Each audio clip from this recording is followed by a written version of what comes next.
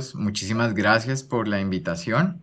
Realmente para nosotros desde la Asociación Colombiana de Endocrinología es un placer y un gusto poder tener estos espacios para compartir y aprender realmente entre todos de los temas de la endocrinología y por qué no la primera causa de muerte de los seres humanos, que es la arteriosclerosis, y por eso queremos ampliar estos espacios. Muchísimas gracias a ustedes por de verdad favorecer este espacio y bueno, espero que en las próximas 2 horas y 23 minutos de la presentación, como les decía, eh, no mentira, aprendamos un poquito y recordemos algunos conceptos. Voy a compartir pantalla y vamos a empezar con un título que es Colesterol, Fisiología, Guía y Meta. Esta es una conferencia patrocinada por Procaps, pero no interfiere para nada en ningún concepto científico que se vaya a dar en este espacio. Recordemos que el agua y el aceite no se mezclan. Los lípidos, las grasas son no polares, por esta razón no pueden disolverse en el agua. Entonces, para solucionar esto, la biología humana creó ciertos mecanismos para poder transportar estos lípidos en un medio acuoso como la sangre. ¿Por qué? Porque tenemos varios lípidos en nuestro organismo, pero vamos a enfocarnos en estos tres, en ácidos grasos, en triglicéridos y en colesterol, que son el objetivo primario de esta noche, especialmente el colesterol. Entonces, para transportar estas moléculas, sean ácidos grasos, que son unos sustratos energéticos básicos para nuestro organismo, para transportar triglicéridos y para transportar colesterol en un medio acuoso, nos ideamos o se idearon la evolución estas principales estructuras que se llaman las lipoproteínas. Las lipoproteínas, como ustedes pueden ver en esta gráfica, son unas estructuras que van a tener un núcleo central, que es un núcleo hidrofóbico, en donde van a transportarse principalmente triglicéridos y ésteres de colesterol. Recordemos que estos son lípidos, son no polares, no son solubles en agua, entonces tengo que cubrirlos con como con este empaque, con esta monocapa que es anfifílica y está compuesta por fosfolípidos y me permite que sea soluble en el plasma. Y también tienen, como ustedes pueden ver, unas apolipoproteínas que son como un sistema de navegación, es como el GPS, que le va a decir a dónde se dirige, dónde se debe anclar o qué enzimas activar dependiendo de dónde vaya siendo. Entonces, estas lipoproteínas son claves porque es lo que nos permite transportar en un medio acuoso como la sangre, como la linfa, los triglicéridos y los ésteres de colesterol. Estas lipoproteínas se clasificaron principalmente por su densidad en un corrido electroforético y vemos que dependiendo de su densidad se van clasificando. Las HDL, que son las más densas, o las lipoproteínas de alta densidad, vemos que son las más pequeñas, pero realmente son las más densas. Pesan un poquito más, miren que tiene una densidad de 1,21 gramos por centímetro cuadrado. Y estas HDL principalmente transportan ésteres de colesterol. Fíjense que su diámetro es el más pequeño, 7,5 nanómetros. Y la principal apolipoproteína de la HDL va a ser la ApoA1. Esa es la principal. Después tenemos la LDL o las lipoproteínas de baja densidad. Fíjense que tiene una densidad un poco mayor que la HDL. El tamaño es mayor y va a transportar principalmente ésteres de colesterol. Y esta LDL, yo sí quiero que se graben cuál es la lipoproteína que la compone principalmente, y es la ApoB100. Cuando nombremos alrededor de la charla, en las guías, etcétera, ApoB100, la ApoB100 es la que nos mata a nosotros como seres humanos, ¿de acuerdo? La ApoB100 es la apolipoproteína de las lipoproteínas que transportan el colesterol hacia los tejidos y hacia las placas de ateroma. Entonces, realmente la ApoB100 es uno de los principales problemas. Después tenemos las IDL o las lipoproteínas de densidad intermedia, las lipoproteínas de muy baja densidad, que ahí sí ya empiezan a transportar un poquito más de triglicéridos. Y después tenemos los kilomicrones. Los kilomicrones son los más grandes, son los menos densos, pero a diferencia de los otros, no transportan tanto colesterol, sino transportan principalmente triglicéridos. Y su apolipoproteína es la ApoB48. Esta tiene una particularidad, la ApoB48 se da a nivel intestinal, pero viene del mismo gen de la ApoB100. Lo que pasa es que tenemos una adición del RNA mensajero con un codón de terminación que es uracilo-adenina-adenina, que hace que se pare en esa posición, o sea, solamente el 48% de esa apolipoproteína. Y eso solo ocurre a nivel intestinal. Entonces, ApoB48 es de intestino, kilomicrones, ApoB100 ya es del resto de lipoproteínas. Entonces, cada lipoproteína tiene una apolipoproteína, como acabamos de ver, y estas apolipoproteínas que se dividen en 4 familias, como ustedes pueden ver acá, la familia de la ApoA, de la ApoB, de la ApoC y de la ApoE, son las que le van dando esas características a las lipoproteínas y dependiendo de dónde vayan transportándose, le da esas funciones específicas a esa lipoproteína. Entonces, la ApoA, recordemos que la ApoA1 es la principal proteína de las HDL y es un cofactor clave porque, como vamos a ver más adelante, activa la lecitincolesterol aciltransferasa.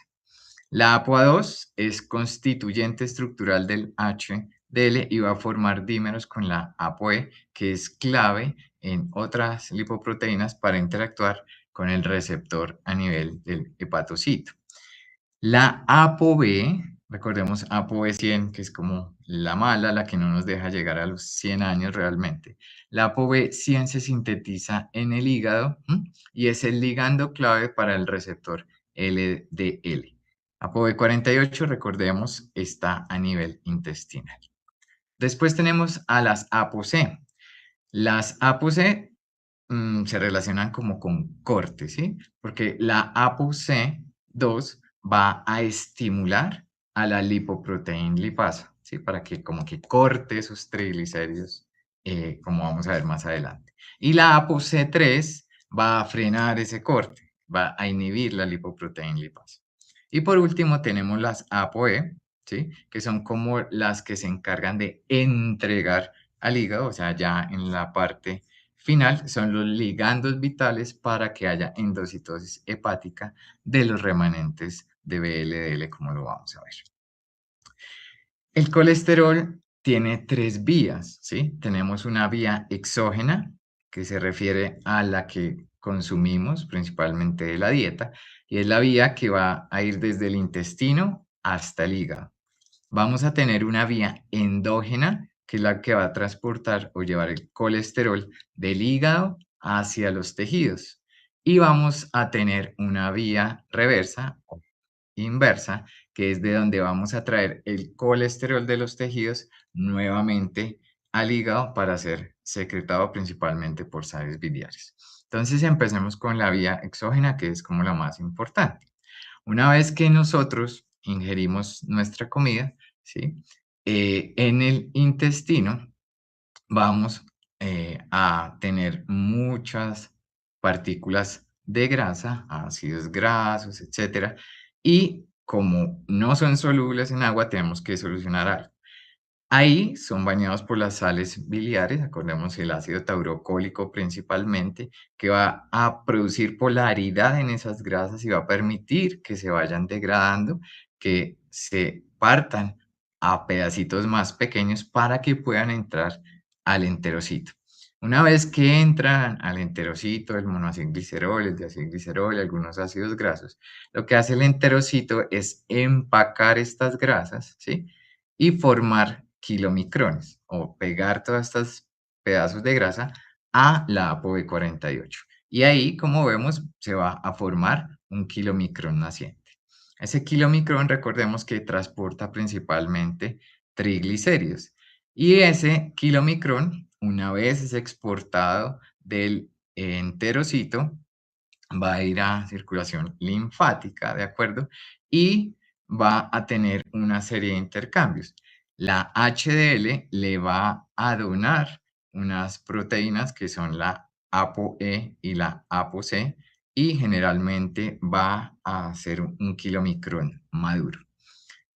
Ya ese kilomicrón con ApoE y con ApoC va a seguir circulando, sale de la linfa, llega al tejido circulatorio y en el endotelio la interacción de la ApoC2 principalmente va a activar a esta enzima que se llama la lipoproteína lipasa. Esa lipoproteína lipasa, recordemos, como que degrada los triglicéridos, ¿sí? Va a liberar principalmente ácidos grasos libres a los tejidos que están subendoteliales. Entonces, ya después del efecto de la lipoproteína lipasa, esos triglicéridos que yo rompí, ácidos grasos, van a ir a músculo, van a ir a tejido adiposo porque son sustratos energéticos para nuestro organismo. Y una vez ya actuado la lipoproteína lipasa, como que ha desocupado de triglicéridos a este kilomicrón, ese kilomicrón ya se va a llamar remanente de kilomicrón. Le dejaron un poquito de triglicéridos y queda con estrés de colesterol.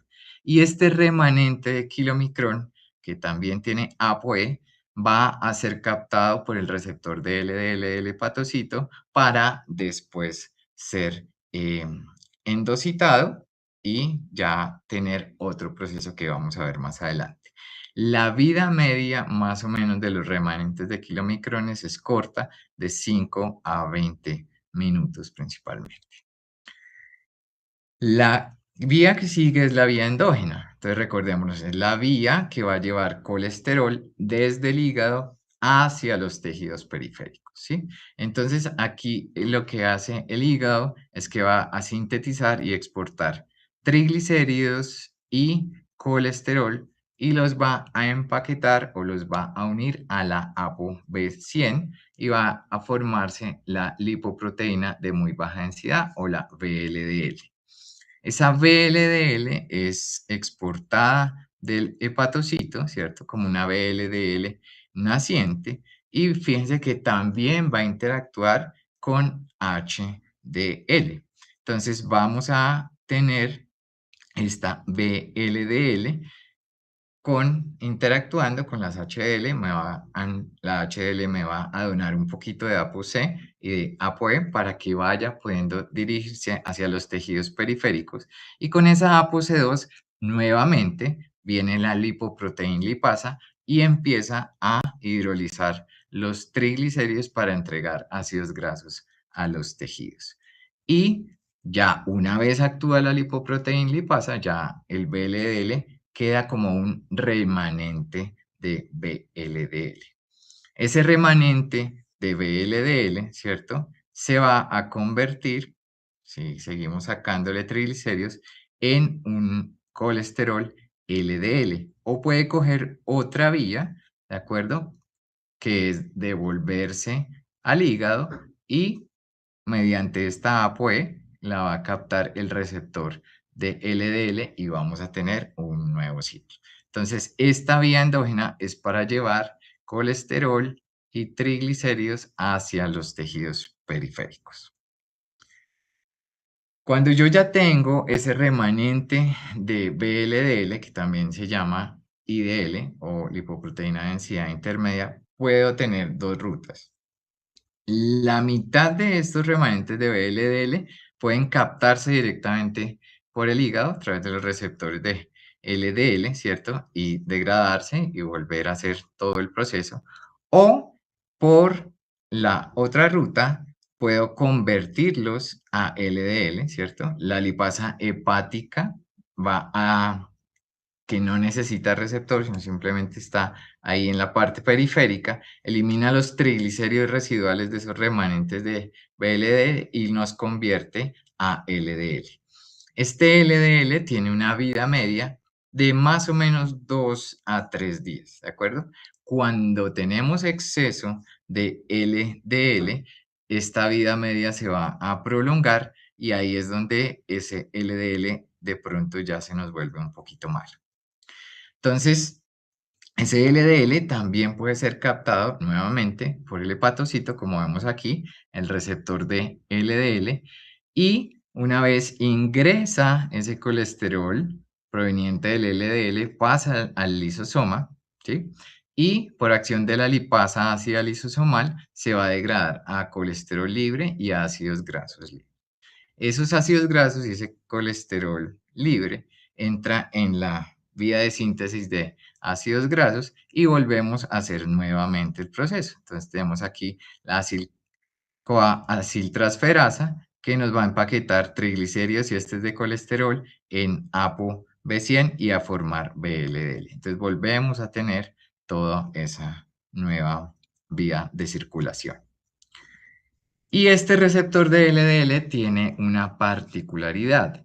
Los seres humanos nacemos con un reciclaje de ese receptor de LDL. Aproximadamente en un bebé se va reciclando ese LDL unas 150, 180 veces al día.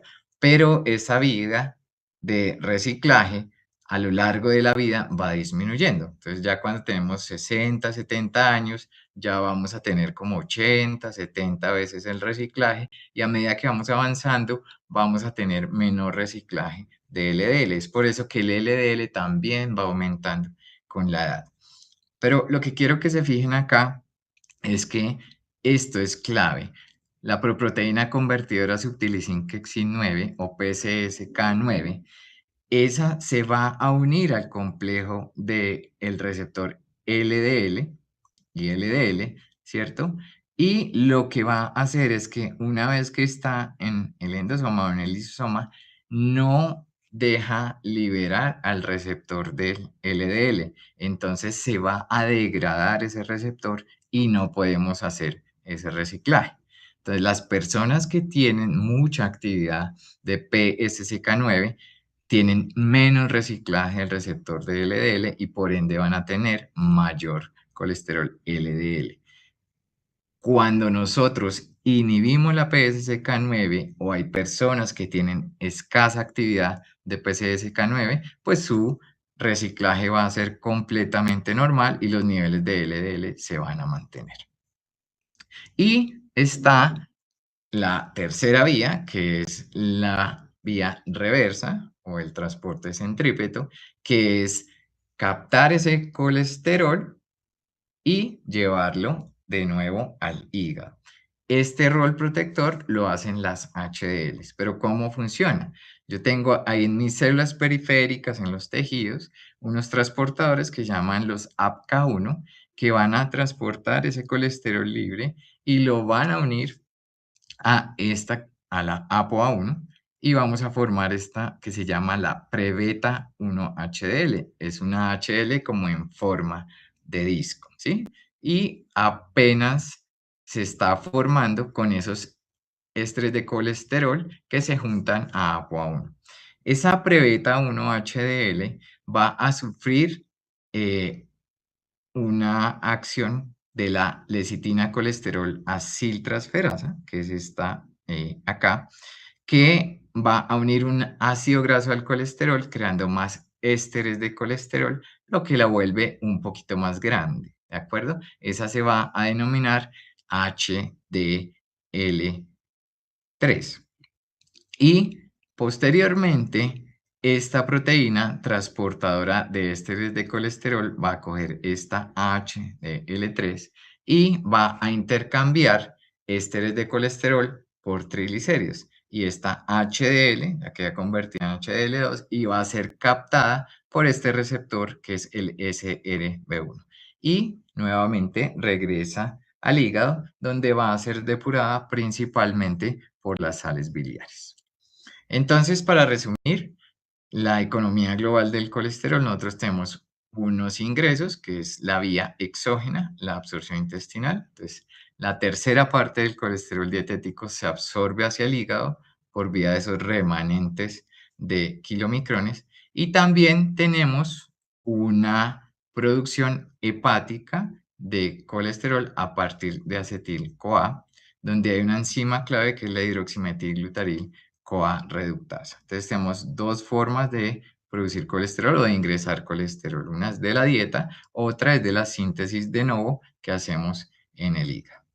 Ese colesterol pues lo tenemos que distribuir, entonces sale del hígado en las VLDL, ¿de acuerdo? Y esas VLDL van a entregar, van a intercambiar estrés de colesterol, se van a formar remanentes de VLDL y LDL como tal. Y una vez que el colesterol llega a los tejidos, está en los tejidos, yo lo tengo que recoger, que va a ser por el transporte inverso o reverso que nos hace la HDL. Y voy a perder colesterol. ¿Cómo? Pues principalmente en la formación de ácidos biliares, ¿de acuerdo? Ahí intervienen la 7-alfa hidroxilasa principalmente para formar ese ácido taurocólico y que se excrete por las sales biliares y posteriormente pues que tengamos excreción a través del tracto gastrointestinal. Entonces, fíjense que al final del día yo tengo un equilibrio entre ingresos y egresos. Esto, si se altera, también me puede aumentar los niveles de colesterol LDL. Pero ya saliendo de toda esta bioquímica que hasta ahora como que no nos entra muy fácil, ¿por qué medimos los lípidos? ¿Por qué tenemos que medir el colesterol? ¿Por qué tenemos que medir los triglicéridos? Pues todos ya sabemos que la primera y segunda causa de muerte de la especie humana es la arteriosclerosis y es principalmente por esa acumulación de colesterol LDL a nivel subendotelial que se oxida, ¿de acuerdo? No es normal que se oxide el LDL y ya les explico cómo se va a formar este ateroma. Pero esta, como es la principal causa de muerte, el LDL es obligatorio medirlo porque necesitamos intervenir sobre ese colesterol para que disminuyamos el riesgo cardiovascular y el riesgo de mortalidad por evento cardiovascular. Y por otro lado, también medimos los triglicéridos, porque los triglicéridos, pues cuando están muy elevados, no son causa de mortalidad cardiovascular, pero sí de que haya obstrucción de los canales pancreáticos, activación enzimática de algunos zimógenos y que nos pueda dar pancreatitis. Entonces, por eso es muy importante medirlos. Aquí un paréntesis chiquito antes de continuar y la idea de la medición del colesterol LDL es que ya no usemos el cálculo que hacíamos por Fridwell, que era de triglicéridos sobre 5 más HDL, ¿sí? Y colesterol total menos ese resultado, porque es muy inexacto. Entonces ya tenemos dos calculadoras, que es la de Martin Hopkins y la de Samsung, que están libres en línea, que es mucho más precisa para calcular el colesterol LDL. ¿De acuerdo? Porque ya sabemos que los niveles de triglicéridos, incluso por encima de 150, pueden alterar a la fórmula de Fridwell. Entonces ya, por favor, Fridwell, pues muy chévere, pero ya pasó la historia, entonces medimos o calculamos por Martin Hopkins o por Samsung. Y ahora sí, ¿qué es lo que nos mata? La aterosclerosis. ¿Y por qué hay aterosclerosis? Entonces, si ya sabemos que hay un transporte de colesterol que funciona muy bien, en donde yo entrego a los tejidos y en donde yo saco de los tejidos, ¿por qué hay ocasiones o por qué es tan común que haya aterosclerosis en la especie humana?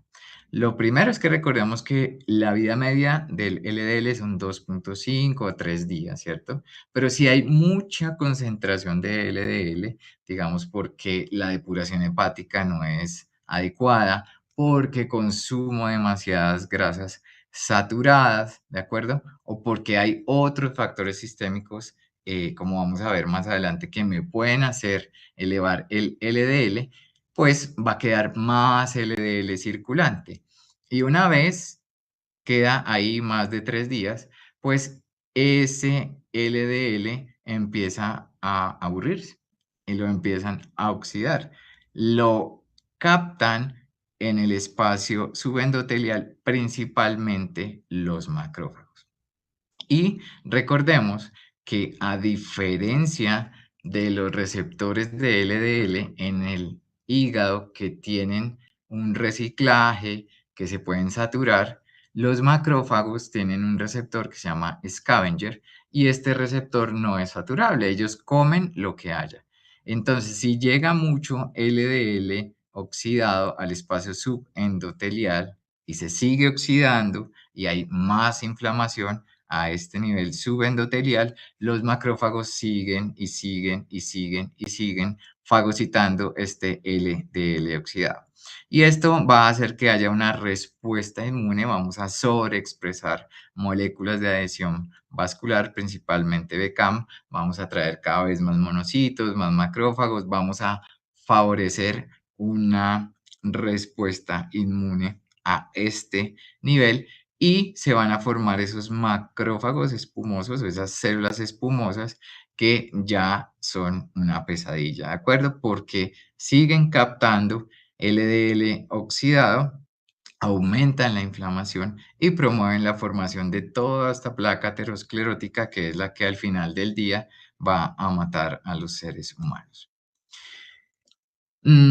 Vamos a clasificar las dislipidemias en dos. Una es la alteración de los triglicéridos y la otra es del colesterol. Vamos a hablar brevemente de las hipertrigliceriemias porque aquí vamos a hablar principalmente de colesterol, pero simplemente para que las conozcamos. Las hipertrigliceriemias graves, generalmente cuando son triglicéridos mayores de 1000 o mayores de 885, dependiendo de la guía que ustedes quieran seguir, pues generalmente se da por dos patologías por la quilomicronemia multifactorial o por el síndrome de quilomicronemia familiar.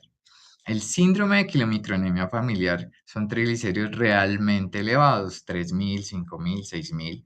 Son pacientes que hacen pancreatitis a repetición, pueden tener diabetes tipo 3C por tantas pancreatitis que les ha dado, ¿de acuerdo? Y realmente, pues su vida es bastante difícil porque generalmente en la dieta no pueden ingerir más de 10 gramos de grasa al día porque realmente tienen mucho riesgo de hacer pancreatitis. Entonces son pacientes muy complejos, es una patología que afortunadamente es rara, uno por cada millón de habitantes, aunque en nuestro medio parece ser un poco más común y cada vez que la estudiamos se hace más frecuente, pero aquí lo que va a o la fisiopatología es porque no hay actividad de esa lipoproteína lipasa. ¿Se acuerdan? La lipoproteína lipasa es la que cliva esos triglicéridos de los kilomicrones principalmente.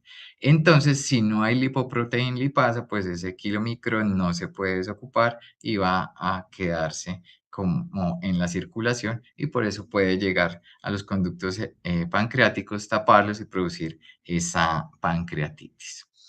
Y la quilomicronemia multifactorial también es por disminución de la actividad de la lipoproteína lipasa, pero es poligénico. Hay otros factores desencadenantes, obesidad, insulinoresistencia, alcoholismo, ¿cierto? Algunos medicamentos. Entonces, hay otras causas que van sumando al aumento de los triglicéridos, ¿de acuerdo? Y en esta patología, en la quilomicronemia multifactorial, realmente sí hay respuesta a fibratos. En la quilomicronemia familiar hay cero respuesta a fibratos y hay que tratarlo con otros medicamentos tipo olezarsen o volanesorsen, que son inhibidores de la ApoC3, que es la que apaga esa lipoproteína lipasa. Por otro lado, tenemos el colesterol y ahora sí hablemos de hipercolesterolemia familiar. Tenemos varios tipos de hipercolesterolemia familiar, la hipercolesterolemia familiar poligénica, la hipercolesterolemia familiar heterocigota y la hipercolesterolemia familiar homocigota. Aquí quiero hacer salvedad y recordar que la hipercolesterolemia familiar heterocigota es la enfermedad genética más común de la especie humana. Tal vez por eso la arteriosclerosis es la primera causa de muerte en la especie humana. Esa hipercolesterolemia familiar heterocigota, generalmente podemos tener una mutación en el receptor de LDL o en la ApoB o una mutación que haga ganancia de la actividad de PSCK9, ¿sí? O de la proteína acopladora del receptor de LDL. Fíjense que la prevalencia puede ser tan alta como 1 en 250 a 1 en 300, ¿sí? Y el LDL frecuentemente está por encima de 190 miligramos por decilitro. Entonces son pacientes que realmente tienen un riesgo de infarto prematuro. A veces vemos el anillo de Kaiser-Fleischer muy temprano. Algunos pueden tener síntomas tendinosos, aunque no es lo usual. La hipercolesterolemia familiar homocigota, que sí ya es mucho más rara, ¿cierto? Se caracteriza pues porque hay una mutación bialélica severa. En la heterocigota hay una y puede funcionar el otro, pero en la homocigota los dos alelos están dañados, ¿de acuerdo? Entonces son LDL, colesterol supremamente altos, 500, 600 miligramos desde el nacimiento, pacientes que se pueden infartar a los 8, 12, 20 años, ya han tenido 2 o 3 infartos. Entonces realmente es muy preocupante, pero son patologías raras que sí son de manejo exclusivo de endocrinología. Y la hipercolesterolemia familiar poligénica, pues es que hay múltiples polimorfismos que hacen que yo pueda tener elevación de LDL colesterol por disminución de la depuración o por aumento de la producción o por ambos. Las causas secundarias de elevación de colesterol y de triglicéridos pues ya son diferentes. Entonces aquí no hay causa genética, sino que hay una disfunción sistémica que va a hacer que se me eleven los niveles de colesterol o de triglicéridos. Entonces tenemos aquí tres ejemplos clásicos: la diabetes mellitus tipo 2, el síndrome nefrótico y el hipotiroidismo. En la diabetes mellitus tipo 2, recordemos que hay un patrón clásico del perfil lipídico, que son triglicéridos altos, HDLs bajas y LDL elevada, pero estas LDL son pequeñas y densas, ¿sí? En la diabetes tipo 2, por la resistencia marcada a la insulina, vamos a desinhibir esa lipólisis adiposa y va a haber una salida masiva de ácidos grasos libres al hígado, ¿cierto? Entonces, esa salida de ácidos grasos libres al hígado tan marcada es lo que hace que haya esta alteración y que sobreproduzca el hígado VLDL, ¿listo? En el síndrome nefrótico, lo que predomina, pues, como todos sabemos, hay una proteinuria masiva, hay una pérdida de proteínas plasmáticas, ¿de acuerdo? Y la respuesta del hígado va a ser aumentar la síntesis de ApoB y de VLDL y de LDL, ¿de acuerdo? Entonces va a producir una hipercolesterolemia franca. Y en el caso del hipotiroidismo, recordemos que la 7-alfa hidroxilasa, que es la que forma el ácido taurocólico, va a estar disminuida, entonces la depuración de colesterol por la bilis está disminuida. Adicional, yo necesito para ese reciclaje del receptor de LDL niveles adecuados de hormona tiroidea. Al estar disminuida la hormona tiroidea, no hay una buena expresión de los receptores de LDL a nivel de la membrana del hepatocito, entonces no capta LDL y voy a tener una hipercolesterolemia por LDL. Entonces, fíjense, hay causas primarias genéticas y hay causas secundarias por disfunción sistémica. Y esta, que es muy importante, que no la había nombrado antes, que es una lipoproteína, que es la más pequeñita de todas, es más pequeña que la LDL, también tiene ApoB100, acuérdense, ApoB100 es la mala, ApoB100 es malo, pero esta lipoproteína tiene esta apoproteína A. Esta apoproteína A o esta estructura, ¿cierto? Es una estructura altamente polimórfica, ¿sí? Varía muchísimo. Hay varios de estos que se llaman Kringles que varían o vamos a tener una diferencia significativa, principalmente en su región de Kringle 2. Pero lo que quiero que se graben es que la lipoproteína A tiene homología con el plasminógeno. La lipoproteína A es protrombótica, es proinflamatoria, ¿sí? Aparte de que tiene ApoE, ¿cierto?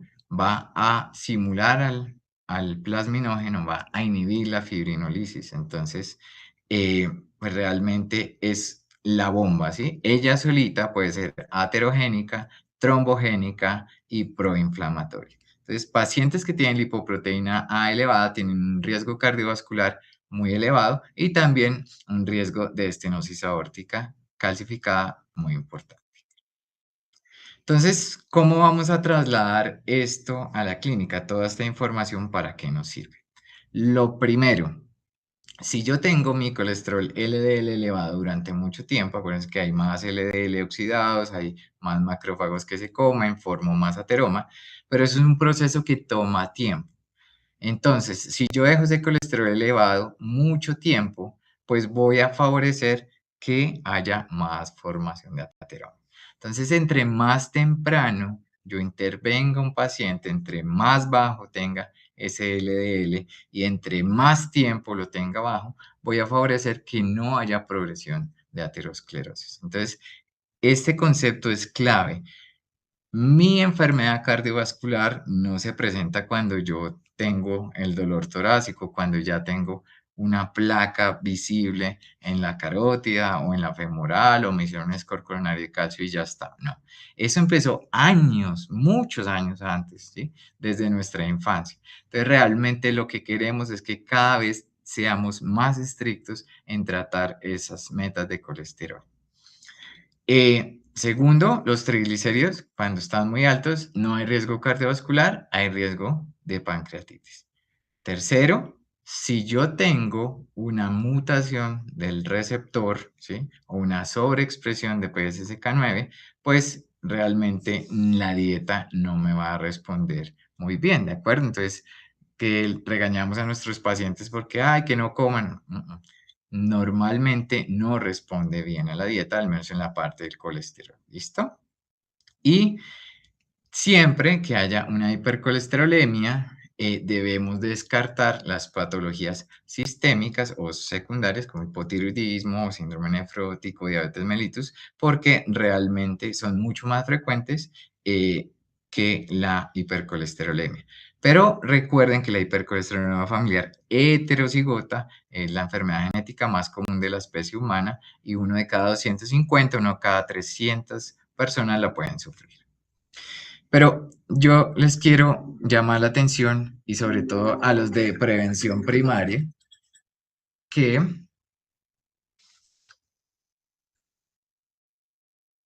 se fijen en esto. Ya he dicho como 3 o 4 veces que la aterosclerosis es la primera causa de muerte en el mundo, ¿sí?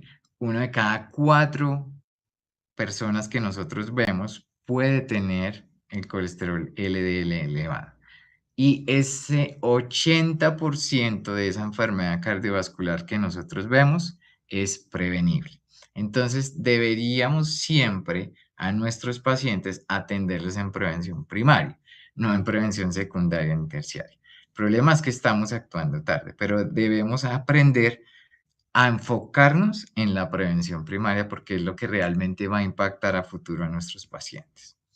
Recordemos que la primera y segunda causa de muerte del ser humano es la aterosclerosis, incluso en nuestro país. Estos son datos del 2025 del DANE. Y esto es lo que queremos cambiar, ¿de acuerdo?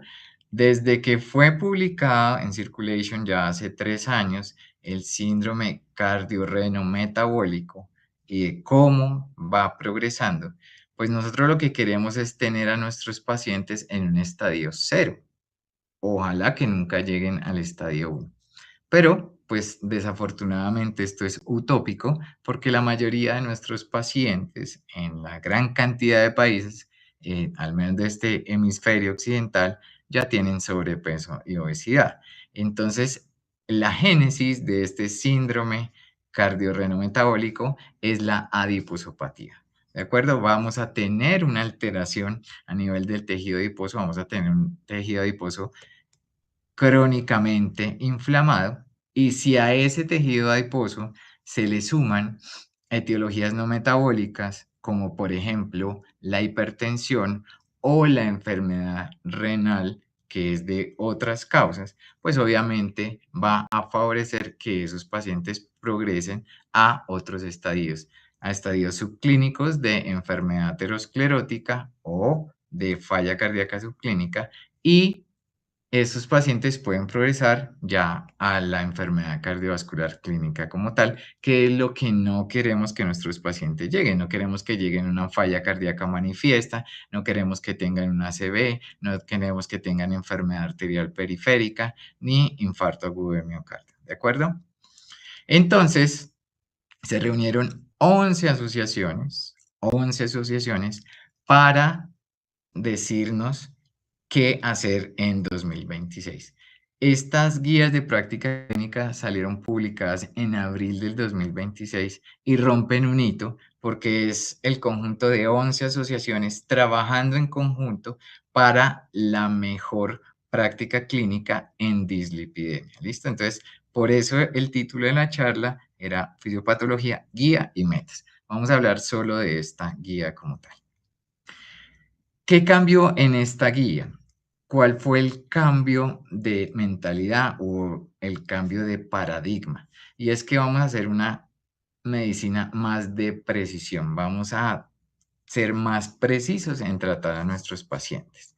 Teníamos unas calculadoras que eran las ecuaciones basadas en cohortes o pool cohort equations, ¿de acuerdo? Pero sobreestimaba ese riesgo en un 40 o 50%. Lo que hacíamos era tomar un perfil lipídico estándar y dependiendo de eso tomábamos una decisión. Y la meta de esas guías antiguas era el enfoque principal en porcentaje de reducción del colesterol. Entonces, ¿qué cambió en esta guía? Lo primero, usted tiene que intervenir tempranamente, ¿de acuerdo? Recordemos que la enfermedad aterosclerótica es una enfermedad que progresa en años. Entonces, si yo intervengo tempranamente, más bajito, más tiempo, va a ser mucho mejor. Segundo, voy a calcular con una calculadora que sí es más precisa, ¿de acuerdo? Que está diseñada para enfermedad aterosclerótica y que me va a dar riesgo a 10 y a 30 años, que es la Prevent. Y dentro de esa Prevent, que tenemos una que es CVD, ASCVD y para falla cardíaca, vamos a centrarnos en la ASCVD. ¿Listo? Esa es la que vamos a calcular para el riesgo a 10 y a 30 años. Nos dicen que aparte del perfil lipídico, debemos utilizar la ApoB. Recuerden, la ApoB 100 es la mala. Entonces, si yo la mido, sé la concentración de verdad de colesterol que estoy entregando a los tejidos. Y por primera vez, bueno, igual que la guía europea, nos dicen que la lipoproteína A debe medirse por lo menos una vez en la vida. Por lo menos una vez en la vida.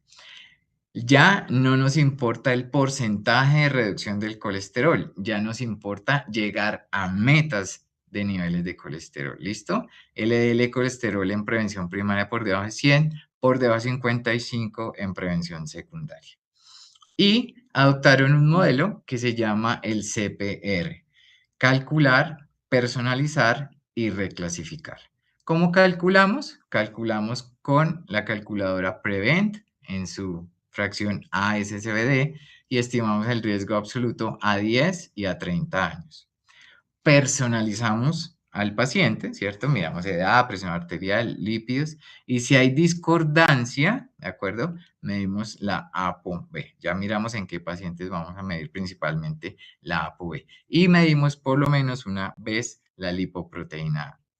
Si con esto a mí me quedan dudas, yo no sé si está como ahí borderline en el riesgo, entre intermedio, no me queda claro, usamos la R de reclasificar y ahí es donde entra un jugador muy importante que es el score coronario de calcio.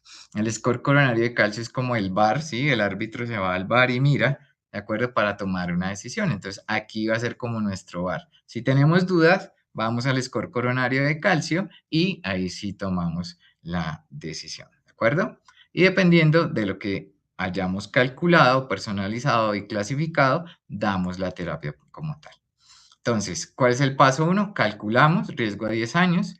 Si tenemos adultos entre 30 y 79 años, y riesgo a 30 años si estamos con adultos de 30 a 59 años. ¿Listo? Entonces es importantísimo porque la mayoría de nuestros pacientes que llegan a chequeo y eso tienen 40, 45 años. Entonces yo le digo, ah, no, su riesgo a 10 años es bajito. Sí, pero ese paciente pues va a vivir un poquito más o eso es lo que esperamos.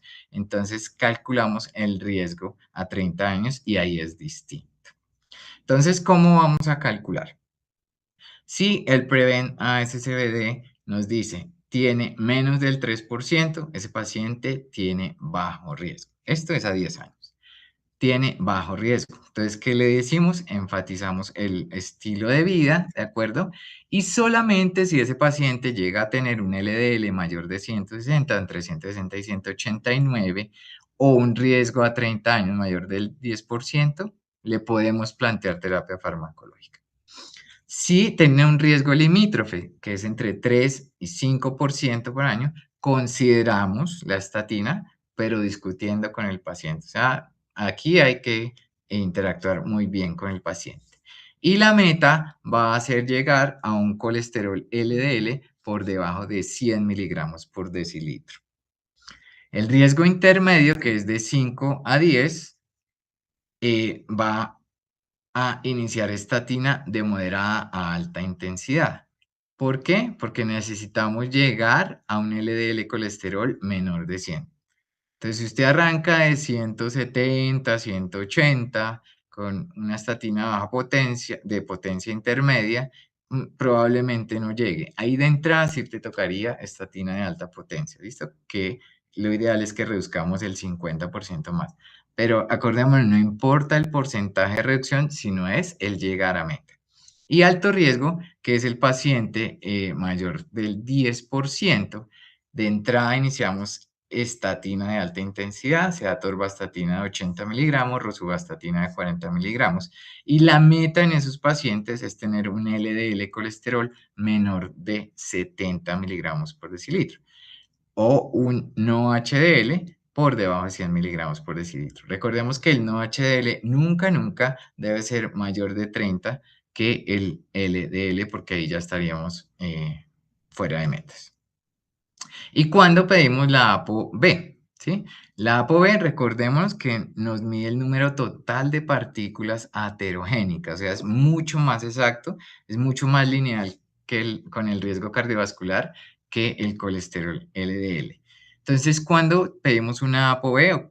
Principalmente en nuestros pacientes diabéticos. Recordemos que los pacientes diabéticos puede que tengan una LDL normal, pero acuérdense que esa LDL de ellos es pequeña y densa, ¿listo? Entonces, en diabéticos o cuando los triglicéridos estén mayores de 200, cuando tengamos síndrome metabólico o cuando digamos que yo tengo la sospecha clínica, el paciente ya alcanzó un LDL por debajo de 70, pero tiene otros factores que me hacen sospechar, entonces yo pido ApoB. ¿Listo? ¿Y cuándo pedir lipoproteína A? Una vez en la vida, en el momento que ustedes la revisen, porque es un riesgo genético independiente. Recordemos que la lipoproteína A viene determinada genéticamente en un 90%, no interfiere la dieta, no interfiere el ejercicio. Entonces, si usted la tiene alta de entrada, ya es un factor de riesgo cardiovascular. Y recordemos nuevamente, si hay discordancia metabólica, como en el síndrome metabólico, diabetes mellitus tipo 2, pues pedir la apolipoproteína B, la ApoB. Cuando medimos lipoproteína A, pues tenemos que saber qué hacer con ese resultado. ¿Por qué? Porque es supremamente importante. Si el paciente tiene lipoproteína A elevada a la fecha en ninguna parte del mundo, tenemos disponibilidad de medicamentos para disminuir la lipoproteína A.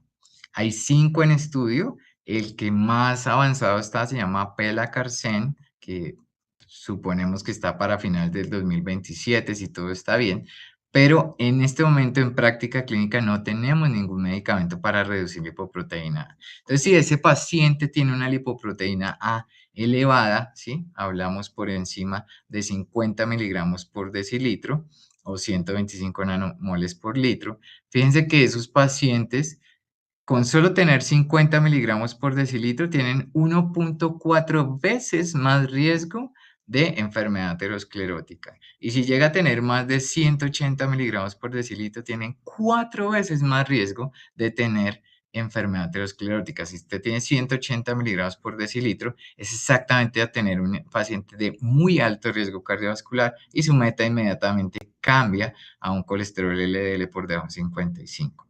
Entonces, si uno mide una lipoproteína A y tiene elevada, es obligatorio controlar el resto de factores de riesgo para que ese paciente no vaya a infartarse más fácil, porque recordemos que la lipoproteína A es proterogénica, protrombótica y procoagulante.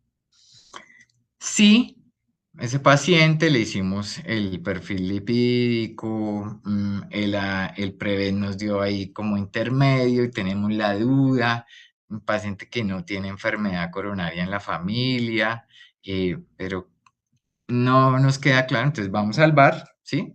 Al score coronario de calcio. Ese score coronario de calcio solamente lo vamos a pedir en hombres mayores de 40 años y mujeres mayores de 45, no lo pedimos en menores de 40 años. Y si ese score coronario de calcio nos da 0, podemos reclasificar ese paciente a la baja.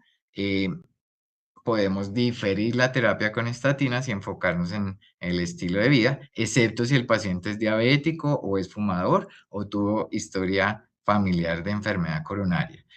Y si el score coronario de calcio es mayor de 0, se confirma la placa subclínica activa, ese paciente ya de entrada iniciamos estatina y ojalá de alta potencia. Y fíjense que si yo tengo cualquier valor de calcio coronario, ya me establece un riesgo terapéutico estricto. Ya mi meta es por debajo de 100, así sea 1 el score coronario de calcio. Pero hay 3 condiciones que no hace que uno tenga que medir, ni el Prevén, ni absolutamente nada, ni el perfil lipídico especializado, no. Si el paciente es diabético tipo 1 o 2 y tiene más de 40 años, si el paciente tiene enfermedad renal crónica estadio 3A en adelante, o si tiene infección por VIH, de entrada en sus pacientes hay que darles estatina, porque la idea es tener a sus pacientes con un LDL por debajo de 100, ideal por debajo de 70. No hay que calcularles, no hay que hacer nada. Esas 3 condiciones, diabetes mellitus tipo 1 o 2 en mayores de 40 años, enfermedad renal crónica estadio 3B en adelante, infección por VIH, nos hacen obligatoriamente darle estatina de alta intensidad a los pacientes. Y recordemos las metas, estas son las metas del 2026. Vamos a tener en prevención primaria un LDL por debajo de 100 miligramos por decilitro. Si tiene alto riesgo, digamos que tenía antecedente familiar de enfermedad coronaria temprana, no tiene lipoproteína A, pero sigue siendo de alto riesgo, es fumador, la meta va a ser por debajo de 70 miligramos por decilitro. Y si yo ya tengo enfermedad aterosclerótica, fíjense que la meta para prevención secundaria aquí es por debajo de 55 miligramos por decilitro. Entonces estamos siendo más agresivos cada vez con eh, la hipercolesterolemia, con la enfermedad cardiovascular, porque necesitamos metas mucho más estrictas para evitar seguir perdiendo vidas innecesariamente. Y en el nivel de tratamiento, pues vamos a tener un efecto sumatorio, ¿de acuerdo?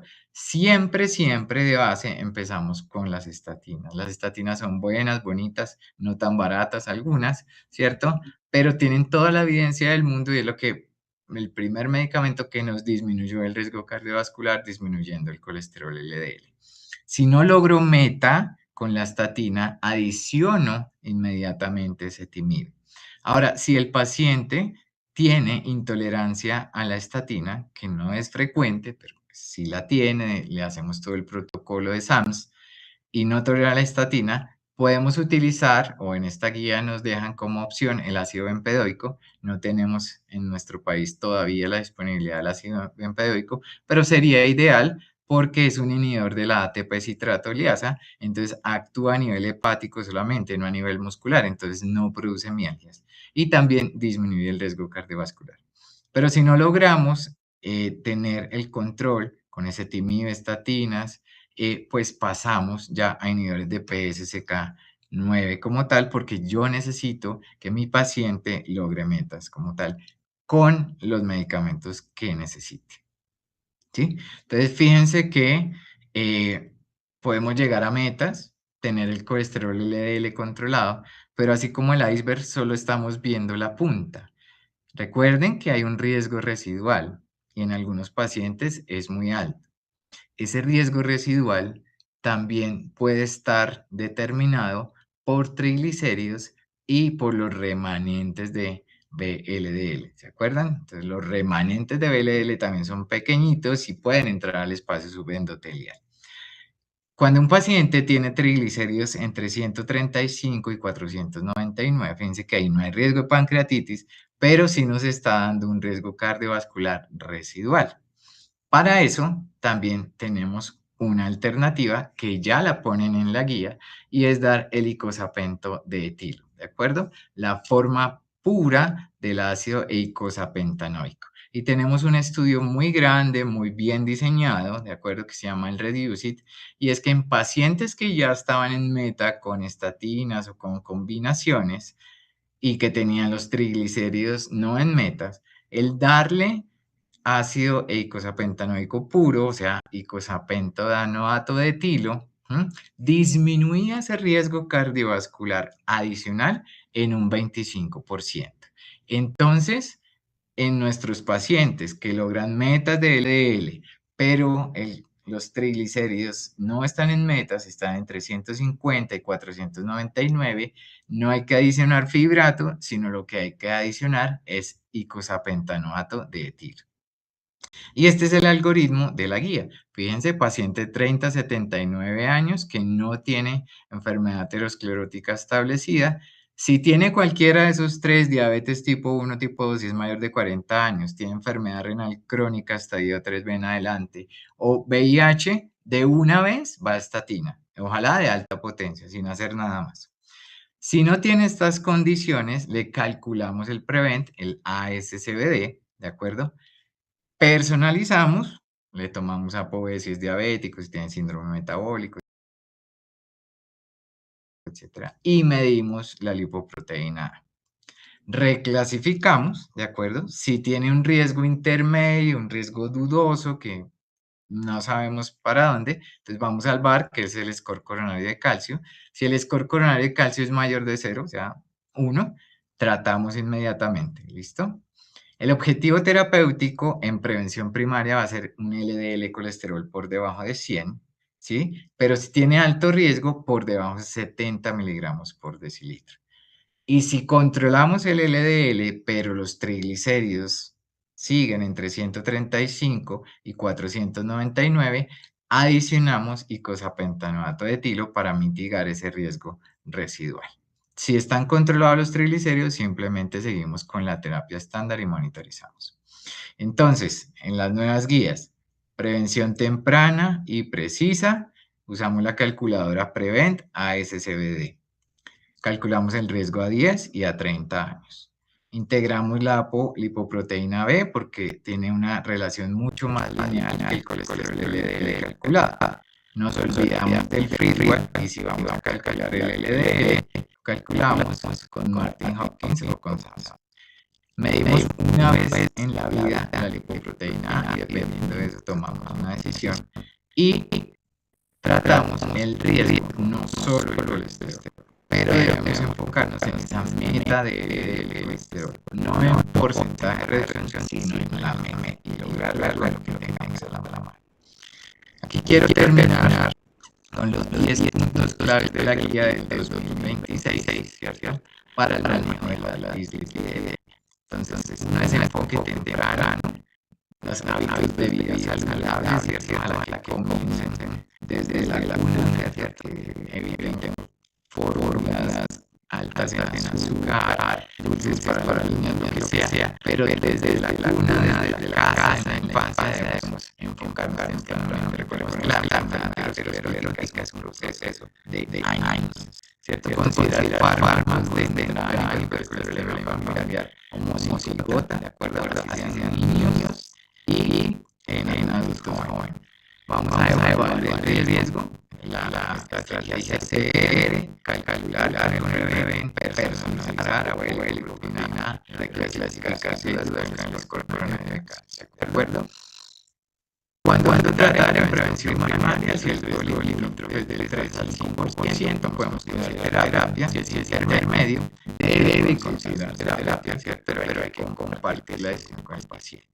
Las metas son claves, por debajo siempre prevención primaria, por debajo de 70 si es alto riesgo, prevención secundaria por debajo de 55 miligramos por decilitro de LDL. Medir la ApoE va a dar una mayor fiabilidad del riesgo. Medir una vez en la vida la lipoproteína, hacer un score coronavirus de calcio si tengo duda, acuérdense, hombres menores de 40, mujeres menores de 45 años.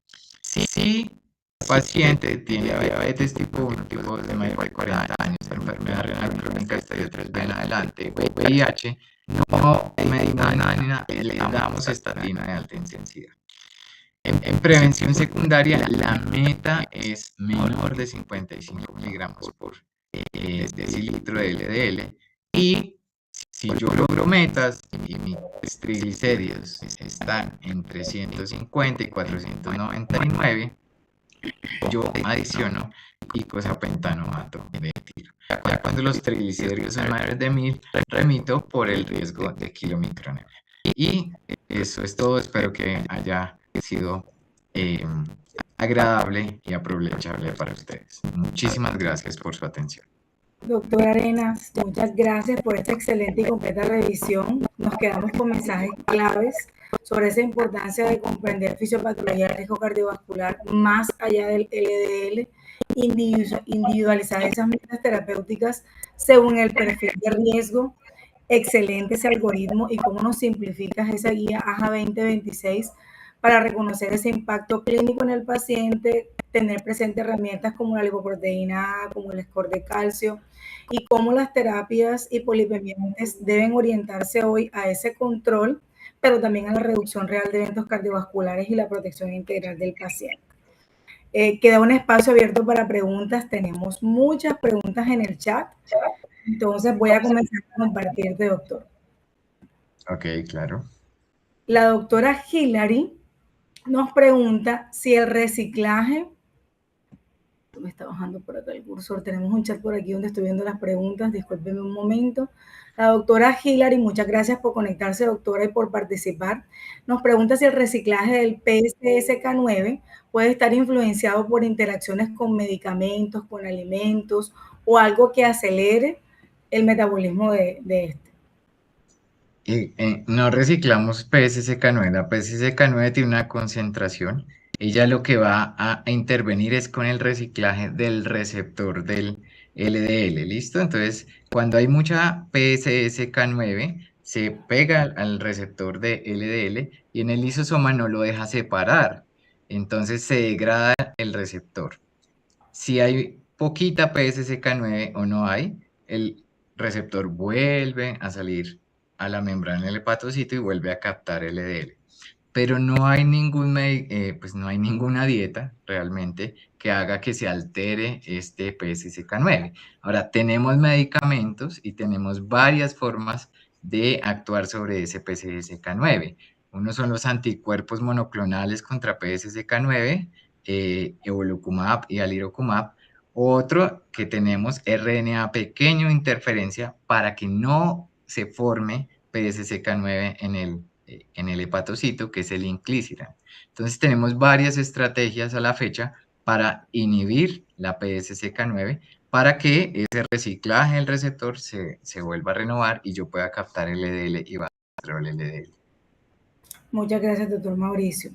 El doctor Julio César Medina lo felicita por su excelente ponencia y le pregunta, ¿cómo interpretar un perfil de lípido solicitado a un paciente en urgencias sin ayuno previo? Ok, realmente, pues es mucho mejor que no haya ayuno, ¿de acuerdo? Porque eso es como más fiable, ¿de acuerdo? Solamente pedimos el ayuno en el estudio de hipertrigliceridemia. Cuando tenemos triglicéridos por encima de 885, por encima de 1000, sí generalmente preferimos tener un perfil lipídico en ayunas porque necesitamos quitarnos ese espacio de ventana de tiempo de la lipoproteína lipasa. Pero normalmente los pacientes que no tienen hipertrigliceridemia, realmente la degradación de los kilomicrones va a ser muy rápida. Si tú tienes 1000 o 2000 en estado postprandial, eso no es tan normal porque normalmente vas a tener ya una reducción rápida de los triglicéridos. Entonces, la interpretación en urgencias, pues nos puede variar un poquito los triglicéridos, pero no las concentraciones de LDL colesterol, que realmente es lo que nos está interesando, ¿de acuerdo? Ahora, digamos que el paciente llegó con un evento coronario, que llegó muy estresado, ¿cierto? Entonces, la liberación de cortisol sí va a hacer que haya un poquito más de lipólisis y esto puede elevar un poco el colesterol LDL, pero no más del 10 o el 15%. Entonces, realmente lo puedes tomar y después, si hay alguna duda, lo corroboras ya cuando no esté en urgencia, ¿sí? Pero no hay ningún problema en la interpretación, solo la parte de los triglicéridos que sería como lo importante.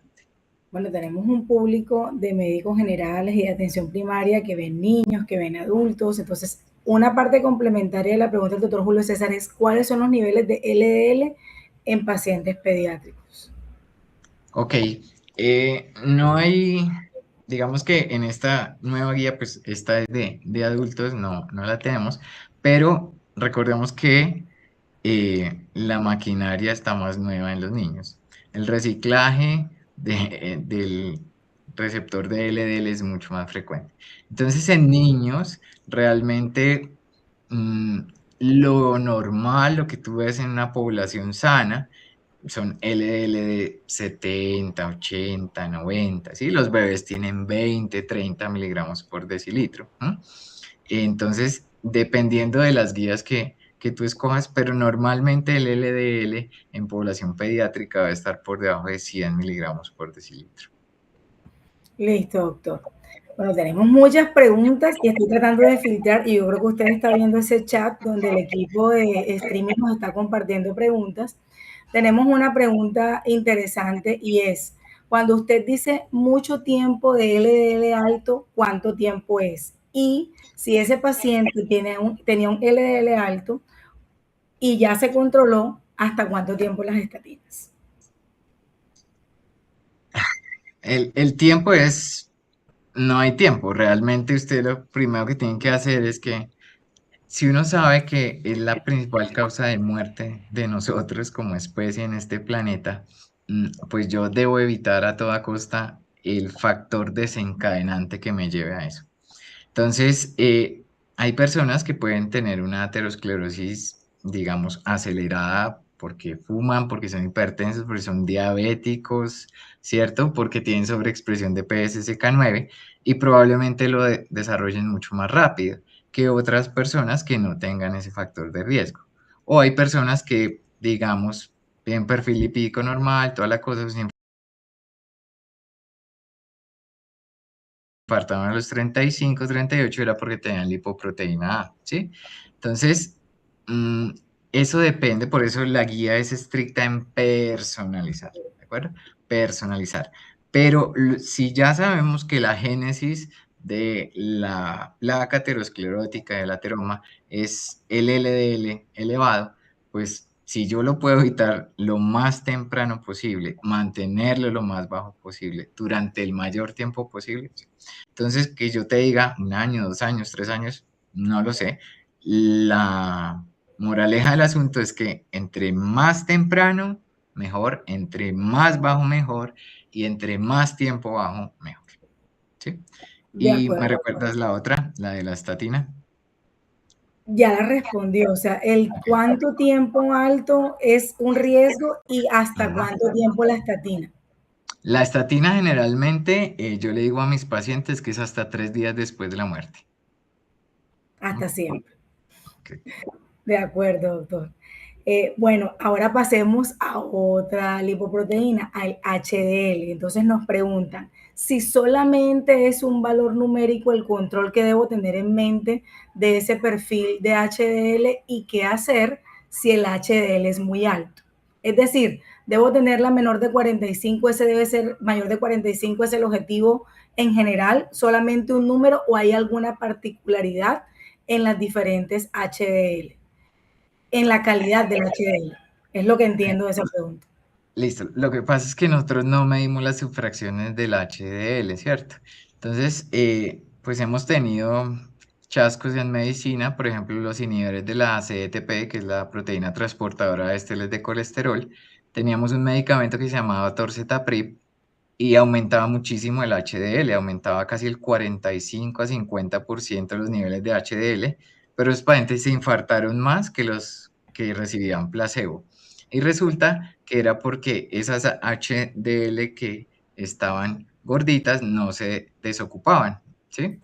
Entonces no podían captar colesterol de los tejidos como tal. Entonces aumentaba el riesgo cardiovascular. Entonces eran pacientes con HDL muy altas, pero tenían más riesgo cardiovascular. Ahorita hay otros nuevos, anacetrapib y otros, pero pues todavía no han entrado muy bien porque nos falta tiempo para evaluarlos. Pero en las HDL, como tú no mides las fracciones, si no estás midiendo todas, pues no hay a menos de que tú tengas como pedir un perfil lipídico fraccionado, que eso está, pero pues es costoso y es para investigación. Y lo que sí se ha visto es que los pacientes con HDLs muy altos, digamos por encima de 100 miligramos por decilitro, tienen mayor riesgo cardiovascular, también tienen aumento cardiovascular. No está clara la razón por la cual, probablemente porque tienen todas esas fracciones ya muy llenas y el HDL está aumentado, entonces no captan bien, no hacen esa vía reversa adecuadamente y eso también explique que esos pacientes tengan más alto riesgo cardiovascular. Pero la meta en ninguna guía, en ningún lado, es el HDL. ¿Sí? Incluso los pacientes que tienen hipoalfa-lipoproteinemia, ¿cierto? Que tienen HDLs de 2, de 3 miligramos por decilitro, ¿sí? Tienen unas coronarias limpias, no tienen mayor riesgo cardiovascular, ¿de acuerdo? Entonces, la meta no es el HDL, la meta es el LDL y después el riesgo residual, triglicéridos. Listo. Bueno, hay muchas preguntas sobre jóvenes, doctor. Que si es recomendable indicarles LPA o valorarles LPA a los adolescentes, o si tengo un niño ya con franco riesgo cardiovascular, ¿cómo lo tratan? Si le dan estatinas o no. Si es un niño y tiene hipercolesterolemia familiar homocigota, obviamente hay que tratarlo, ¿cierto? Y hay medicamentos para hipercolesterolemia familiar homocigota. Tenemos lomitapide, que es un inhibidor de la proteína de transferencia microsomal. Y tenemos evinacumab, que es un anticuerpo contra angiopoietina like 3. Ese hay que pedirlo y es de especialistas, es de muy alto costo, ¿cierto? Pero son patologías supremamente raras, más o menos uno por cada 900.000, uno por cada millón de habitantes. Entonces, si es un niño que tiene hipercolesterolemia familiar homocigota, obviamente se trata, por esos pacientes se pueden morir 15, 20 años, ya tienen 3 infartos. Entonces, eso es una urgencia realmente. Cuando es una hipercolesterolemia familiar heterocigota y el paciente tiene muy alto riesgo, a uno le da como embarrada, ¿cierto? Pues digamos darle rosuvastatina o atorvastatina o combinaciones desde muy chiquito, pero pues uno puede decirle a los padres o ya si él tiene cierto entendimiento, digamos, la vida es como lanzarse de un avión, ¿sí? Todos vamos a llegar al suelo, todos, o sea, no hay nadie que se salve, pero usted puede abrir el paracaídas y demorarse más en llegar al suelo, ¿sí? Si yo abro el paracaídas más arriba, voy a poder disfrutar más el paisaje y ver y caer más lentamente.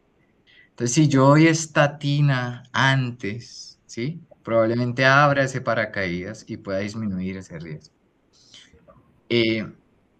Si yo espero y lo abro muy tarde, probablemente no pueda disfrutar tanto mi vida, o al menos no tan sano como yo quisiera, ¿cierto? Entonces, esos pacientes que ya tienen un riesgo cardiovascular desde pequeños, ¿sí? Porque tienen hipercolesterolemia familiar heterocigota, o que están aparte de eso, están gorditos, tienen hipertrigliceridemia o algo, pues uno sí trataría de convencer a los papás de darle estatina. Eso es muy complicado en la vida real. Realmente, y más de adolescentes que se creen Superman y no toman nada, ¿de acuerdo? Entonces, es una terapia crónica, entonces realmente la adherencia es difícil. Sí es difícil en los que ya se infartaron y en los que tienen enfermedad coronaria establecida. En un muchacho, pues obviamente es aún más complejo.